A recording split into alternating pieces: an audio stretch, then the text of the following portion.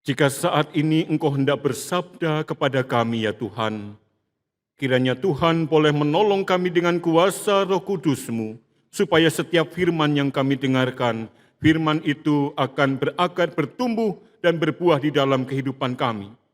Tuhan tolong kami Tuhan, sebab kami adalah manusia-manusia yang penuh dengan kelemahan. Tetapi kami percaya, Engkau Allah yang perkasa akan menolong kami untuk bisa memahami akan firman-Mu itu. Tolonglah kami, baik kami yang menyampaikan maupun yang mendengarkan, sehingga kami boleh bersama-sama mendapat berkat dari Engkau. Terima kasih Tuhan, di dalam nama Tuhan Yesus kami berdoa. Amin. Pembacaan Alkitab menurut surat Roma 15 ayat 1 sampai dengan ayatnya yang ke-6. Yang demikian sabda Tuhan. Kita yang kuat wajib menanggung kelemahan orang yang tidak kuat. Dan jangan kita mencari kesenangan kita sendiri. Setiap orang di antara kita harus mencari kesenangan sesama kita demi kebaikannya untuk membangunnya. Karena Kristus juga tidak mencari kesenangannya sendiri, tetapi seperti ada tertulis, kata-kata cercaan mereka yang pencerca engkau telah mengenai aku. Sebab segala sesuatu yang ditulis dahulu telah ditulis untuk menjadi pelajaran bagi kita, supaya kita teguh berpegang pada pengharapan oleh ketekunan dan penghiburan dari kitab suci. Semoga Allah yang adalah sumber ketekunan dan penghiburan mengaruniakan kerukunan kepada kamu, sesuai dengan kehendak Kristus Yesus. Sebab sehingga dengan satu hati dan satu suara kamu memuliakan Allah dan Bapa Tuhan kita, Yesus Kristus. Amin. Yang berbahagia adalah mereka yang mendengar firman Tuhan dan yang memeliharanya. Haleluya. Haleluya. Haleluya.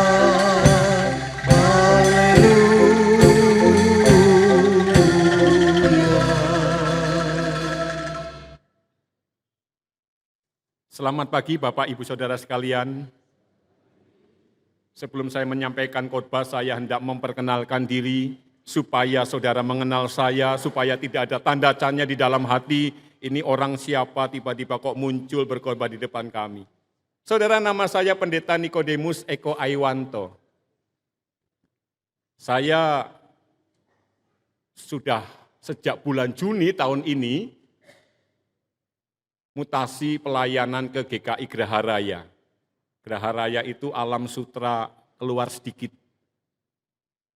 Tangerang Selatan. Saya tadinya melayani di GKI Weleri Plelen. Dari sini sebelum Semarang, 40 kilo sebelum Semarang itu ada GKI Weleri Plelen di sekitar Alas Roban. Nah di sana saya tempat melayani. Jadi tadinya saya berada di hutan, lalu sekarang berada di kota. Tapi tadinya bukan orang hutan, saudara. Tadinya tetap, ya. Sekarang saya melayani di daerah Tangerang Selatan. Saya membawa berita kurang baik bagi kaum Hawa. Saya minta maaf sekali karena saya sudah menikah. Jadi kalau dari tadi lirik saya segera urungkan niat saudara. Istri saya bernama Mustika, anak kami 2, yang satu kuliah di Ukrida ngambil psikologi baru semester 1, yang nomor 2 kelas 1 SMA di SMA Penabur Bintaro Jaya. Dan saya tinggal di daerah Geraha Raya, klaster Celesta, jadi kalau saudara belanja ke IKEA, telepon saya, supaya saya datang dan saya minta ditraktir. Saudara, itu perkenalan dari saya, saudara, kiranya kita boleh semakin mengenal. Saudara, pada saat ini tema khotbah kita adalah tanggung jawab kita terhadap sesama. Dan kita perhatikan ayat Roma 15 ayat yang pertama, di sana mengatakan kita yang kuat wajib menanggung kelemahan orang yang tidak kuat. Dan jangan kita mencari kesenangan kita sendiri. Rasul Paulus mengharapkan supaya jemaat yang kuat itu memperhatikan yang lemah. sehingga akan terjadi sebuah persekutuan yang indah. Sebenarnya Rasul Paulus sedang berbicara apa? Kuat dalam hal apa, lemah dalam hal apa? Ternyata Rasul Paulus berbicara mengenai kekuatan itu adalah dalam hal rohani. Rasul Paulus mengatakan bahwa engkau yang kuat dalam rohani, hendaklah engkau juga memberikan perhatian kepada mereka yang lemah dalam hal rohani. Orang yang kuat dalam hal rohani itu seperti apa? Orang yang kuat dalam hal rohani adalah orang yang hatinya telah diterangi oleh firman Allah. Tidak diperbudak oleh hukum Taurat, itulah yang kuat dalam hal rohani. Tetapi orang yang lemah dalam hal rohani, masih percaya pada ritual dan tradisi hukum Taurat, sering menghakimi orang yang tidak sejalan dengan mereka. Dan tentu orang yang lemah dalam hal rohani ketika ikut Tuhan Yesus pun masih setengah-setengah. Tetapi orang yang kuat dalam rohani, mereka pasti mantap dan merekalah mempunyai kewajiban untuk bisa memperhatikan mereka yang lemah dalam hal rohani. Demikian pula kita pada saat ini, saudara. Jika kita sebagai anak-anak Tuhan sudah memiliki kekuatan di dalam rohani, hati kita setiap hari, setiap minggu disirami oleh firman Tuhan. Seharusnya firman ini boleh semakin menguatkan kita dan kita boleh bertumbuh menjadi anak-anak yang semakin mantap ikut Tuhan. Nah, ketika kita sudah kuat dalam hal rohani, kita punya tugas, yaitu menanggung kelemahan orang yang tidak kuat. Supaya apa? Supaya orang yang tidak kuat di dalam hal rohani, mereka pun boleh kita bimbing supaya mereka boleh semakin bertumbuh. Sehingga mereka boleh menjadi anak-anak Tuhan yang semakin kuat. Ini yang Rasul Paulus maksudkan. Bagaimana orang yang kuat secara rohani, itu memakai kekuatannya untuk menanggung kelemahan orang yang lemah. Memperhatikan mereka, mendukung mereka supaya tidak jatuh dalam pencobaan. Dan menerima mereka yang lemah dalam hal rohani untuk dibangun. Karena apa, saudara?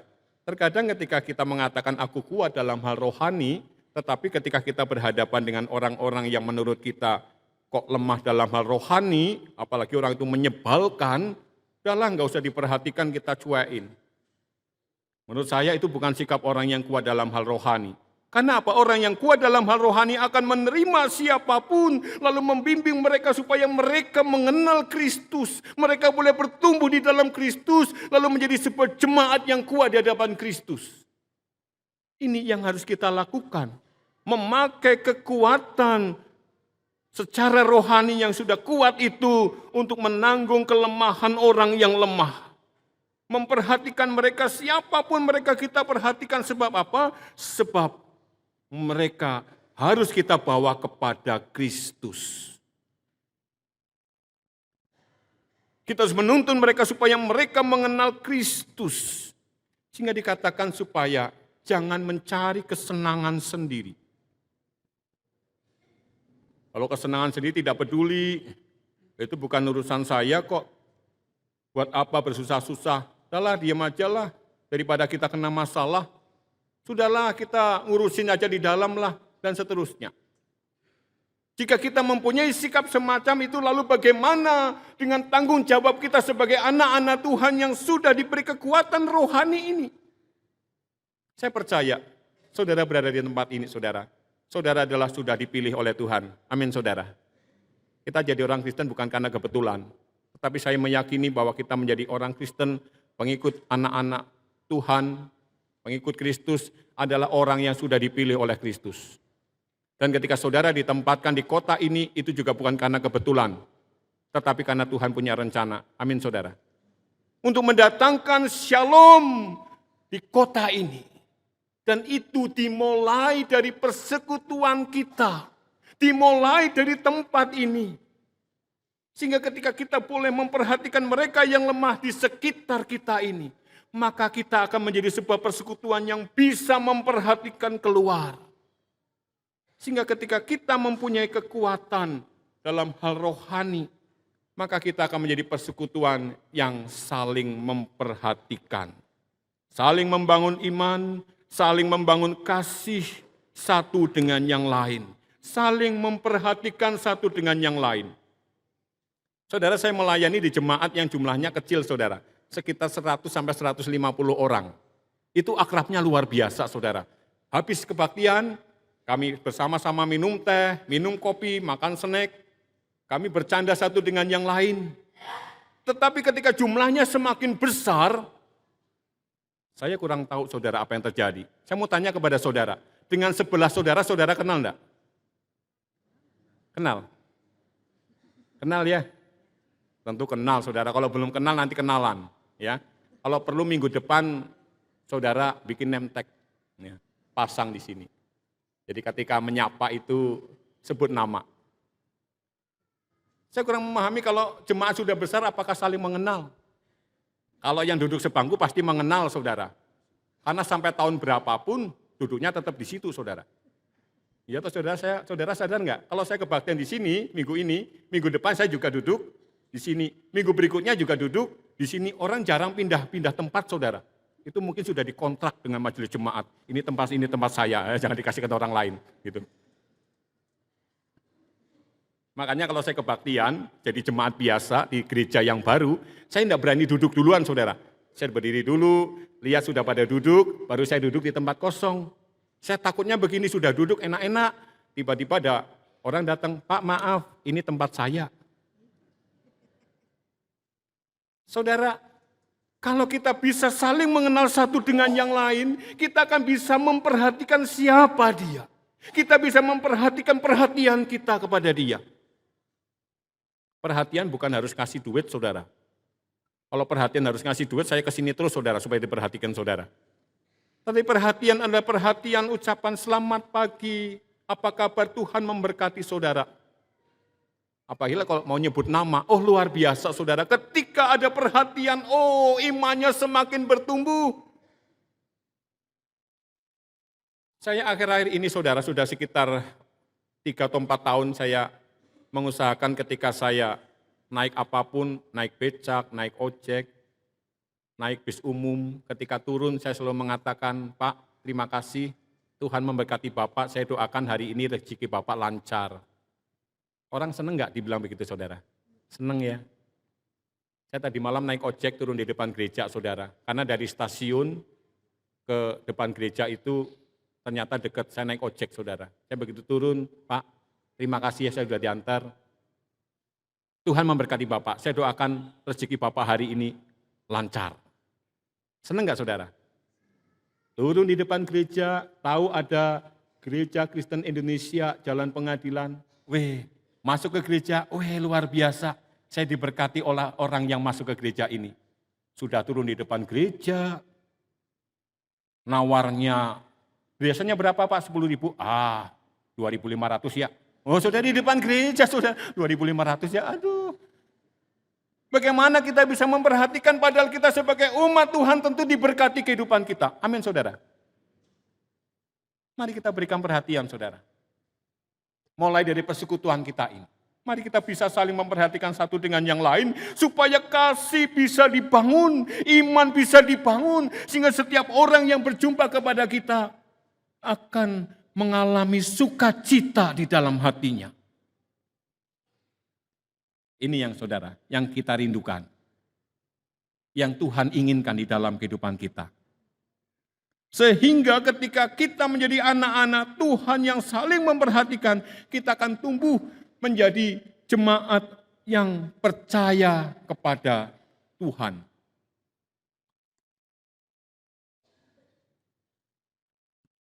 Percaya kepada janji Tuhan.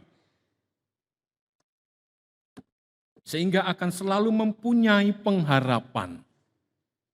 Saudara, Tuhan itu sudah seringkali berjanji kepada kita bahwa aku menyertai engkau sampai kepada akhir zaman. Amin saudara.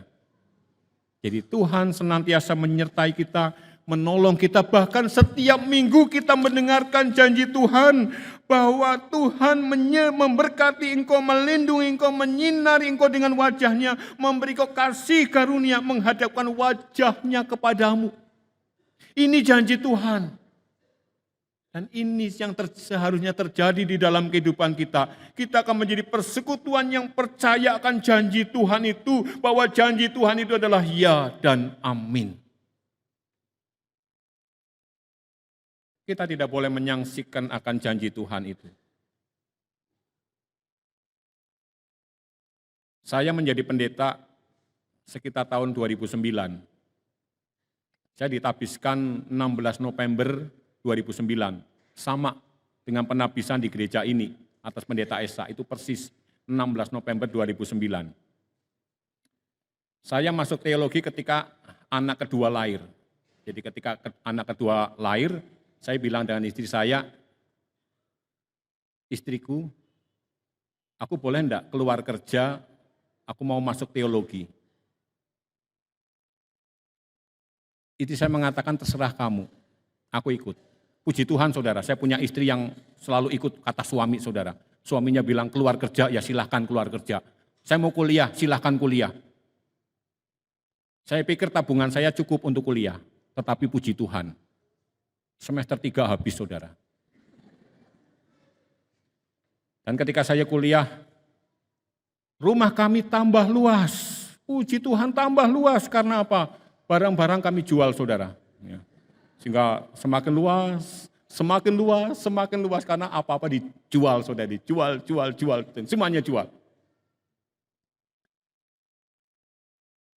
Saya bilang dengan istri saya, kamu percaya dengan Yesus, saya percaya.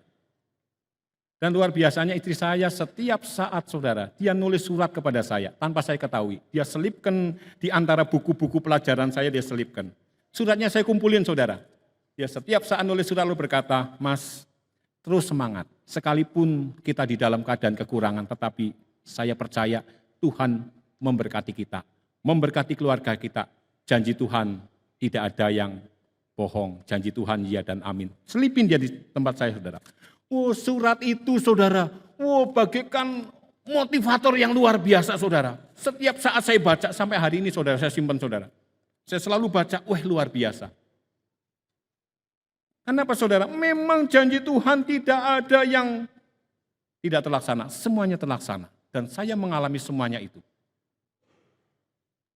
Saya berkata kepada Tuhan, Tuhan, saya mau ketika saya nanti masuk ke dalam jemaat, Engkau kembalikan semua barang yang sudah aku jual. Saudara, Tuhan kok ditantang seperti itu, saudara. Apa terjadi, saudara? Benar, saudara.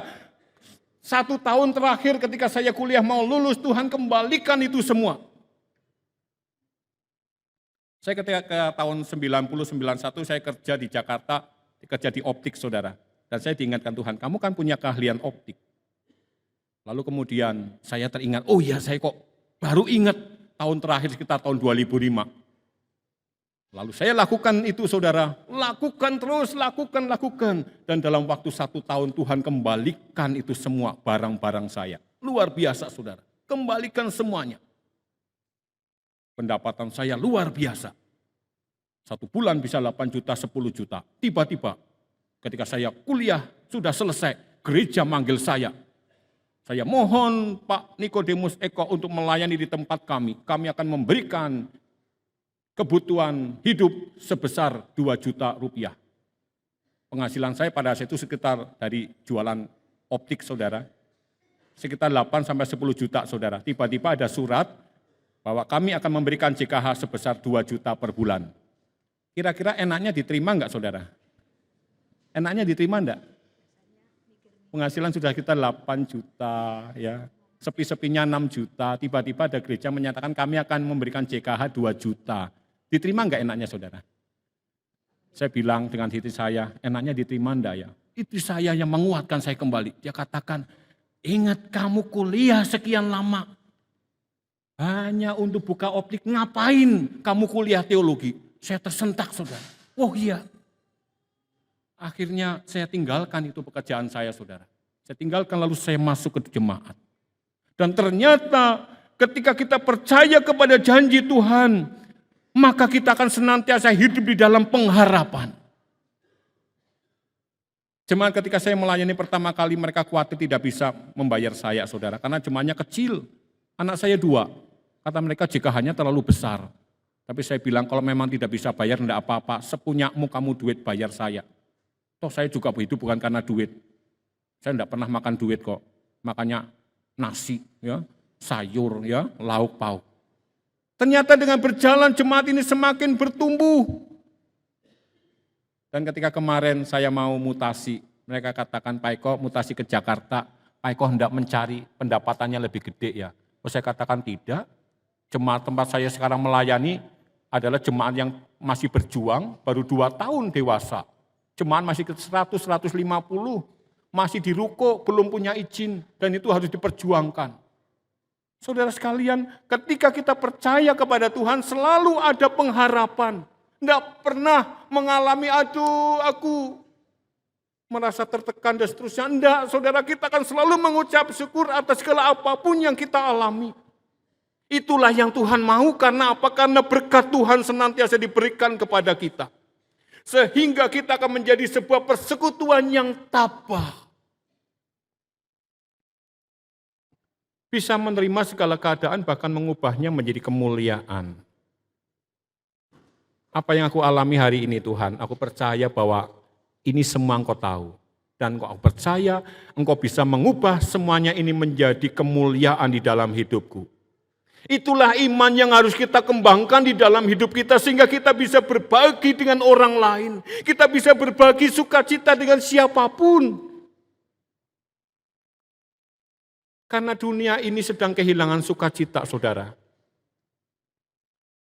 Saya baru sekitar 3 bulan menikmati kemacetan di Jakarta, saudara. Kalau pas macet saya naik motor kemana-mana, saya naik motor, saudara. Saya perhatikan kanan, kiri, perhatikan wajah orang itu, saudara. Ada yang wajahnya melipat, ada yang pas macet, klaksonnya dibunyi-bunyikan, din, din, din. Saya dalam hati bilang, memangnya kalau klaksonmu dibunyiin terus kamu bisa terbang gitu, saudara. Mbok diem gitu. Ada yang bentak-bentak. Saya katakan, oh Tuhan, orang gampang banget kehilangan sukacita. Orang gampang banget kehilangan semangat di dalam hatinya. Oh saudara, oleh karena itu kita dimohon oleh Tuhan untuk menjadi persekutuan yang tabah. Sebab percaya kalau Tuhan pasti menolong aku, menyertai kehidupanku. Dan ketika kita menjadi anak-anak Tuhan yang tabah, ketika kita menjadi anak-anak Tuhan yang percaya akan janji Tuhan, ketika kita menjadi persekutuan yang saling memperhatikan, maka berikutnya saudara, kita akan menjadi persekutuan yang serasi, yang harmonis. Kristus yang mempersatukan lebih besar daripada perbedaan yang ada. Saudara, masa-masa yang paling mengkhawatirkan ketika mau Natal, saudara. Gara-gara arem-arem, saudara tahu arem-arem ya? Tahu ya, nasi dibikin kayak lontong itu tengahnya dikasih sayuran, saudara ya. Arem-arem, saudara, tempat saya namanya. Gara-gara arem-arem, orang bisa diem-dieman 4 tahun, saudara. Rapat panitia Natal. Lalu diskusi rapat mengenai konsumsi. Yang satu bilang konsumsinya arem-arem, yang lain bilang apa arem-arem, bikinanmu ndak enak, kok asinen, saudara. Oh gara-gara arem-arem 4 tahun ndak sapa-sapaan, saudara. Semoga di sini tidak, saudara ya. Amin ya. Di sini akrab semua toh ya. Amin, saudara. Amin, saudara. Kita menjadi persekutuan yang harmonis. Kita percaya bahwa perbedaan yang ada itu bukan apa-apa di hadapan Tuhan. Sebab Bapak Tuhan lebih besar daripada perbedaan itu. Maka ketika rapat, saudara, saya selalu katakan, perbedaan itu berhenti di pintu keluar. Setelah keluar kita tidak ada perbedaan. Setelah keluar kita menjadi, ya seperti biasa kita saling menyapa. Kita boleh saling bercanda. Ketika rapat, oke lah ada perbedaan. Karena setiap orang punya pemahaman yang beda. Tetapi ketika keluar, kita menjadi satu kesatuan kembali. Jangan sampai ketika keluar, diam-diaman, gara-gara cuma arem-arem, saudara. Kita menjadi persekutuan yang harmonis di hadapan Tuhan, sehingga setiap orang yang melihat kepada kita, mereka katakan, gereja ini luar biasa. Anak-anak Tuhan di gereja ini saling mengasihi. Kami pun yang bukan orang gereja diperhatikan secara luar biasa. Sehingga ketika kita menjadi persekutuan yang harmonis, maka kita akan menjadi persekutuan yang penuh dengan puji-pujian.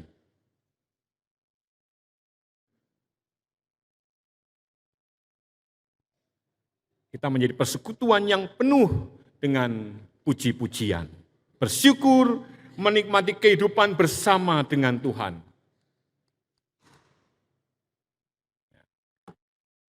Kita senantiasa memuji-muji Tuhan. Kalau memuji-muji Tuhan, saudara tidak perlu ketika pasar, belanja di pasar lalu nyanyi, dalam Yesus kita bersaudara. Nanti penjualnya bilang sejak kapan gitu ya. Tapi mari kita ucapkan puji-pujian kita. Ucapkan Tuhan memberkatimu, Tuhan mengasihimu. Kita lakukan kepada setiap orang yang kita jumpai. Katakan Tuhan mengasihimu. Di depan saya katakan saudara, ketika saya turun dari ojek, karena di Jakarta tidak ada becak, saudara. Kalau di Wulandari ada becak, saudara. Ketika turun naik becak, saya katakan Tuhan memberkati Bapak. Ongkos biasanya 5.000, saya tambah jadi 10.000. Kalau mereka katakan Pak Pendeta baik. Wah saudara, itu suaranya sampai kemana-mana. Itu Pak Pendeta gereja itu baik, saudara. Kata mereka, saudara. Sehingga ketika saya turun dari kereta, mereka berebut, Pak, saya, Pak, saya, Pak, saya, Pak.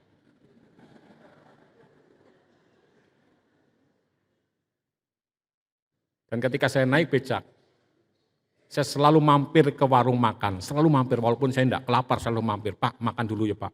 Oh enggak Pak, enggak usah. Tapi kan di Jawa saudara, orang kalau bilang enggak usah itu artinya iya saudara. Makanya kalau, iya saudara. Coba kalau ada tamu datang ke rumah kita, di orang Jawa saudara, Pak minum ya, pasti bilangnya, oh enggak usah. Padahal sininya udah, aduh hausnya luar biasa, enggak usah. Itu saya sendiri saudara. Pak Eko makan ya, aduh enggak usah, padahal aduh laparnya gitu, laparnya. Ketika saya mampir kasih makan, oh luar biasa saudara, paling-paling saya traktir dia cuma 10.000, 15.000 saudara. Saya pertama datang ke Jakarta, saya kaget luar biasa saudara. Saya kalau makan di Jawa saudara, di Wulandari saudara, paling-paling habis 20.000 sudah banyak saudara. Kalau dengan anak-anak paling habis 40.000, 60.000 sudah selesai. Kemarin makan saudara. Di mall saudara, berapa bonnya? 380 saudara. Aduh. Puji Tuhannya saya bawa duit saudara. Kalau nggak bawa duit apa KTP saya nggak ditinggal saudara. Udah KTP ditinggal bunyinya pendeta lagi. Aduh, kasirnya kebetulan jemaat GKI. Ini Pak Pendeta gimana? Kaget saudara. Mari saudara kita berbagi dengan apa yang kita miliki. Supaya ketika kita memuji-muji Tuhan, orang lain pun memuji Tuhan. Jangan sampai terjadi kita memuji-muji Tuhan, aku memuliakan namamu. Orang di luar, aduh aku lapar Tuhan. Di mana engkau Tuhan, kami lapar. Kita menjadi jemaat yang memuji-muji Tuhan. Karena apa saudara?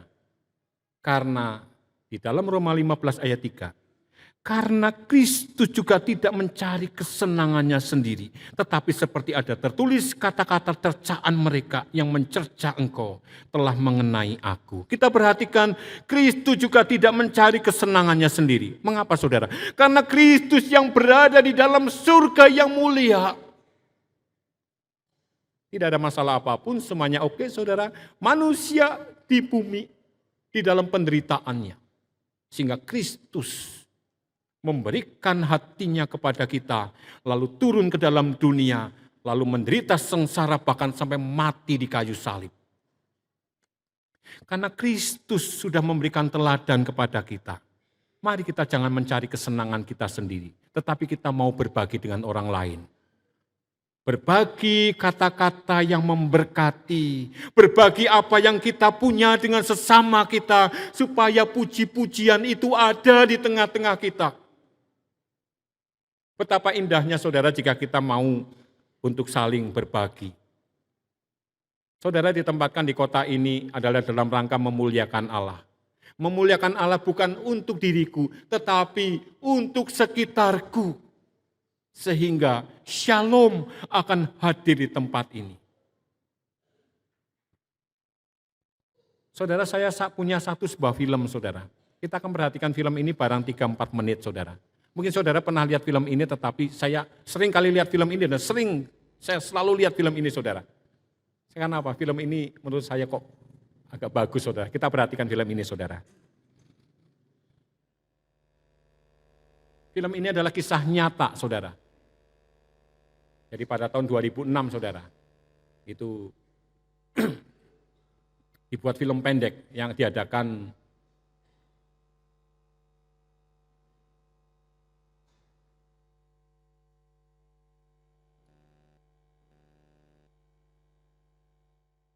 film ini adalah film yang cukup populer pada saat itu.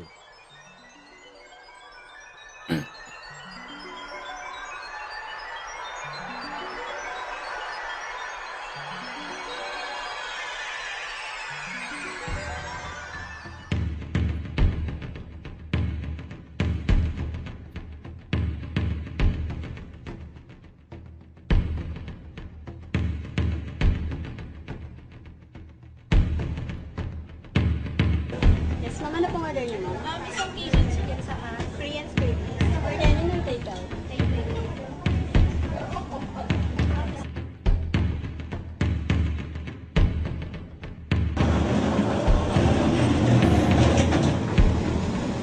One chicken, please.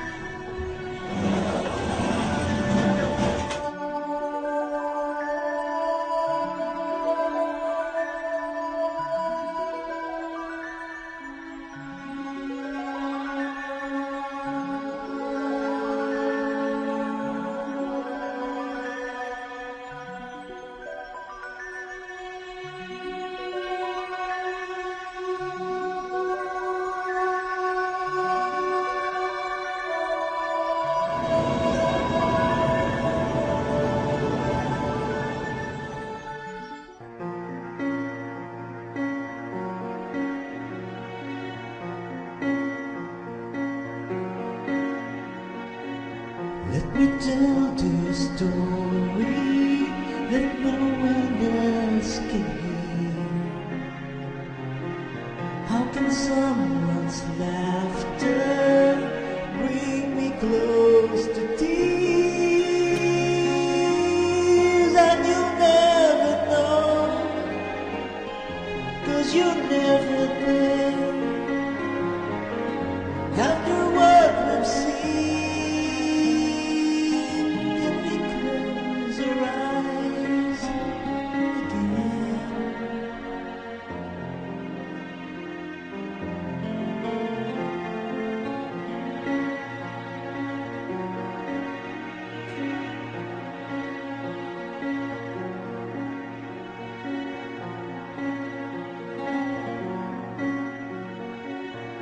me tell their story. You won't think it's true.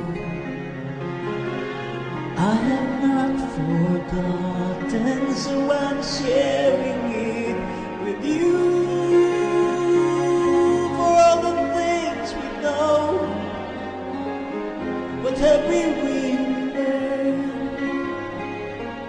Though I close my eyes, the images remain.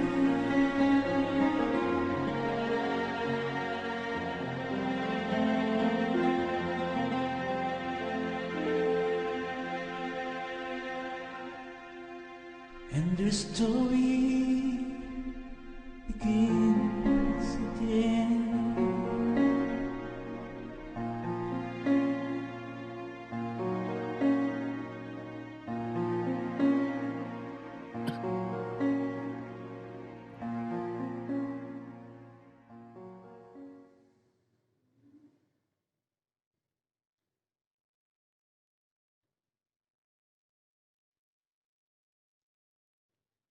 Saudara, ini kisah nyata di Filipina. Tetapi tidak menutup kemungkinan bahkan di kota kita hal itu ada. Tetapi mungkin kita tidak mendeteksi mereka. Karena kita terlalu asik dengan diri kita terlalu asik dengan berkat-berkat Tuhan yang kita nikmati, sehingga kita terkadang lupa akan mereka. Saudara, sejak saya nonton film ini, saudara, saya sekarang kalau makan selalu habis, saudara. Saya tidak pernah ketika saya makan tidak habis, saya katakan, oh Tuhan, di luar sana ada orang yang mau makan pun sulit. Dan ketika saya ingat itu, ketika saya melihat ada orang kelihatannya kok wajahnya lapar, selalu saya dekati. Saya ajak makan, Pak yuk kita makan.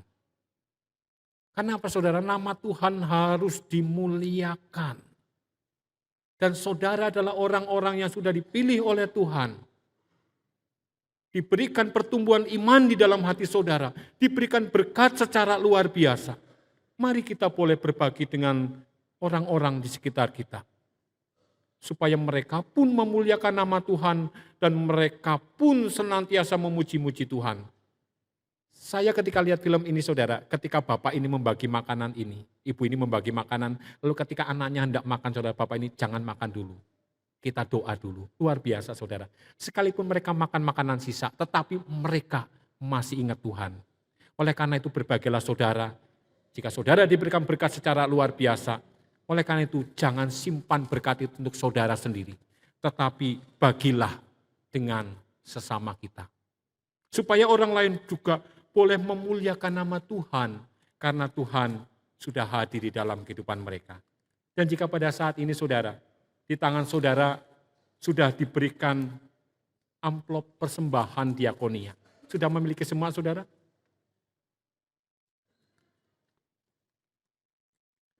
Mari saudara kita akan bersama-sama memberikan persembahan itu saudara kepada Tuhan. Kita akan bagikan berkat kita itu kepada sesama kita. Supaya ada banyak orang yang tertolong. Ada banyak orang yang memuji-muji Tuhan. Melalui berkat yang sudah kita terima lalu kita berikan kembali kepada Tuhan. Jika masih ada yang belum menerima amplop itu bisa minta kepada penatua.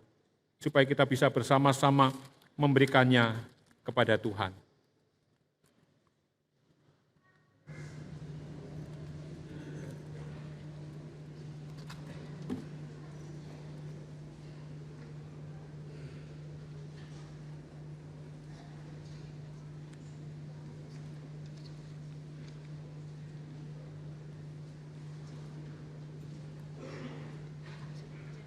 Sudah semua nerima saudara?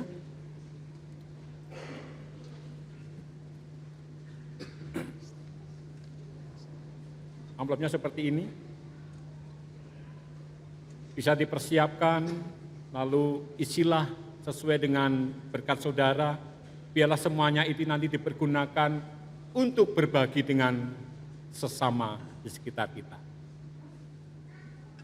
Kita akan memberikan persembahan ini, ada kotak 1, 2, di atas juga ada 1, 2. Kita akan sebelah sini untuk kota ini dan 3 lajur ini juga untuk kota sebelah sini.